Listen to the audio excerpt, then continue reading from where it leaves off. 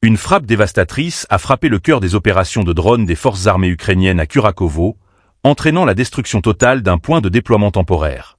Selon le ministère russe de la Défense, cette attaque ciblée, réalisée avec une bombe aérienne FAB-3000, a non seulement détruit le bâtiment, mais également neutralisé une cinquantaine d'opérateurs et d'instructeurs, ainsi que cette pièce d'équipement militaire stratégique.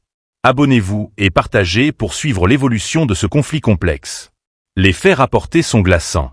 À la suite de renseignements fournis par les opérateurs de drones du groupe des forces russes surnommé Sud, l'emplacement exact de cette base ukrainienne a été localisé.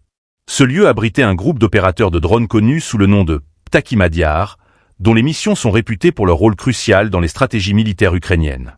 Une frappe précise a alors été menée, laissant peu de place à une riposte ou à une évacuation des troupes. Dans la vidéo publiée par le ministère russe de la Défense, les images témoignent de l'impact massif de la FAB-3000. Une explosion titanesque déchire le bâtiment ciblé, réduisant en cendres non seulement les installations, mais également les moyens logistiques qu'elle hébergeait.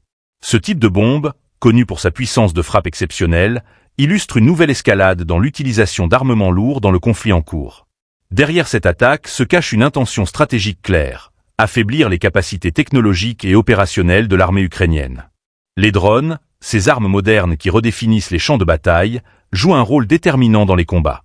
Leur destruction en si grand nombre représente un coup dur pour les forces ukrainiennes, notamment dans une région aussi disputée que celle de Donetsk. Cependant, cette opération suscite des interrogations.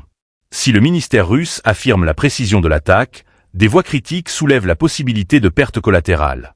Le point de déploiement étant situé à proximité de zones habitées, l'impact sur les populations civiles pourrait être considérable. Les experts en géopolitique rappellent que ce type de frappe, bien que redoutablement efficace d'un point de vue militaire, alimente aussi les tensions internationales sur l'utilisation d'armes lourdes dans des zones densément peuplées. Sur le plan stratégique, cette frappe s'inscrit dans une série d'opérations visant à désorganiser les forces ukrainiennes dans le Donbass. Kurakovo, situé dans la région de Donetsk, revêt une importance stratégique particulière en raison de sa position géographique et de ses infrastructures. La neutralisation de ce point de déploiement temporaire pourrait ralentir considérablement les contre-offensives ukrainiennes.